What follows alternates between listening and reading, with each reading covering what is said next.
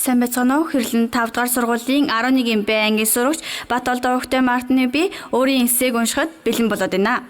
Миний сонгож авсан эсэ бол зүүн бүс нутагт аялал жуулчлалын салбарыг хөгжүүлэх боломж. Бүс нутгийн хөгжлийн бодлого гэдэг нь улс орны газар зүүн байрлал, эдийн засгийн нөөц, хөө амын тархалт, байгалийн онцлог зэрэгт үндэслэн бүсчлээ хувааж тухайн бүсийн онцлог тохирсон хөгжлийн бодлого төлөлтийг хэрэгжүүлэхийг хэлнэ. Монгол улс өргөн удам нутагтай газар зүүн онцлог, байгалийн баялаг, хөө амын нэгтгэлийн хувьд харилцаа адилгүй бүсүүдээс бүрддэг. Энэ төвлөрлийг сааруулах, тухайн бүс нутагт ажлын байр нэмэгдүүлэх, иргэдийн амьдрах нөхцөлийг сайжруулах, хөгжлийг түгээх зорилготой. Харин миний хувьд энэ бодлогын хүрээнд орон нутгаа хөгжүүлэхэд хэрхэн оролцох вэ гэдэг асуудал ирээдүйн амьдралтай минь салшгүй холбоотой. Тэнгэртэй тэмүүлж улсаар хашигдсан их түүхийн үлгий Хинтээ нутаг.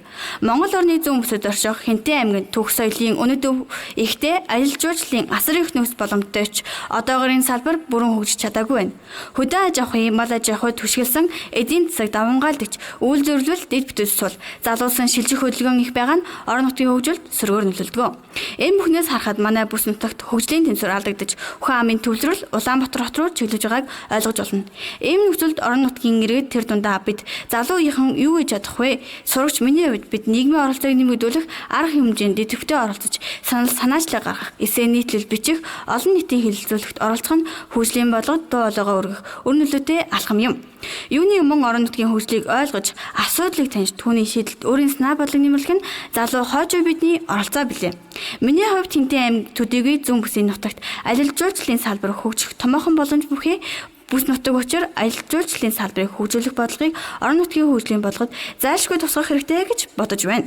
Учир нь Монгол орны дорн зүгт орших Хинтээ, Дорны Сүхбаатар аймагуд нь уудам тал, үзэсгэлэнт байгаль, нүүдлийн соёл, иргэншил, түүхийн үлгий болсон нутаг бөгөөд аялал жуулчлал хөгжих таатай нөхцөл юм.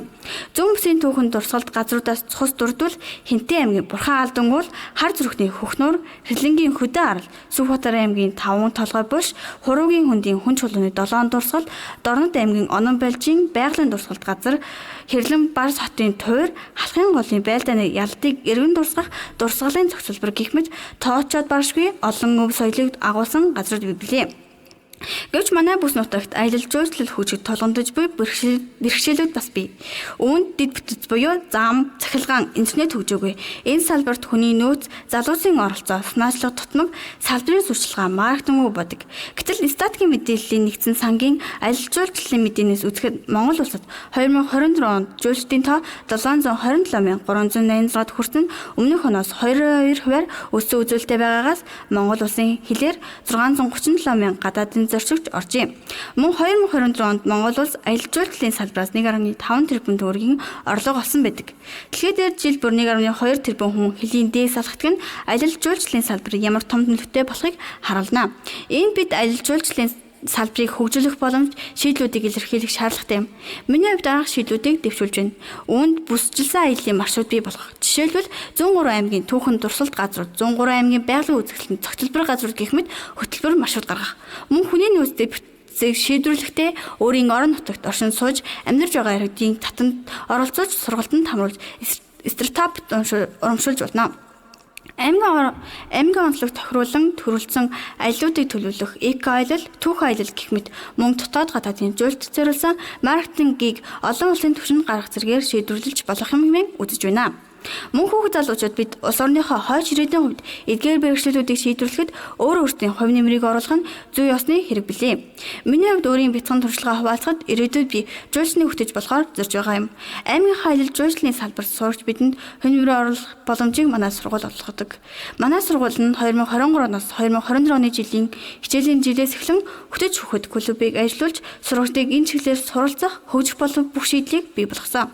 Бид хөтөж хөхөд бэлтгэх үйл ажиллагааны хүрээнд жил бүр үе тэнгийнээс нөхөд эцэгийнх асран хамгаалагч нарт Хинтээ аймгийн гэсэн гайхамшиг илтгэлийг бэлтгэн танилцуулснаар тэдэнд тухайн газар нутгаа аялах хүсэл сонирхол төрүүлэхийн зэрэгцээ түүхэн мэдлэг ойлголт өгдөг.